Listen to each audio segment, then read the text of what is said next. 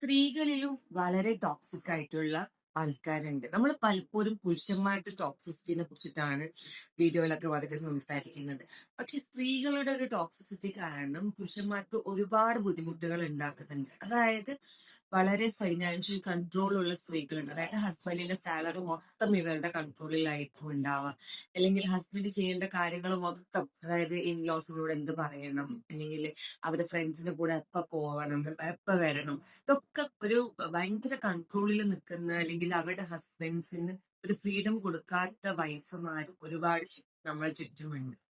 ഇവരൊക്കെ പോർട്രേ ചെയ്യുന്നത്, പുറത്ത് വന്നിട്ട് പോർട്രേ ചെയ്യുന്നത് ഇവര് ഭയങ്കര ക്യൂട്ട് കപ്പിളായിട്ടും അല്ലെങ്കിൽ ഭയങ്കര അടിപൊളി കപ്പിളായിട്ടൊക്കെ ഇവര് സോഷ്യൽ മീഡിയയിലൊക്കെ പോസ്റ്റ് ചെയ്യുന്നുണ്ടാവാം. പക്ഷെ ഈ ഇൻസൈഡില് ഈ ഹസ്ബൻഡ്സ്, ഈ പുരുഷന്മാര് ഭയങ്കര കൺട്രോളിൽ നിൽക്കുന്നത് കൊണ്ട് തന്നെ ഇവർക്കൊന്നും എക്സ്പ്രസ് ചെയ്യാൻ പറ്റുന്നില്ല, ഇവർക്ക് ഇവരായിട്ട് നിൽക്കാൻ പറ്റുന്നില്ല.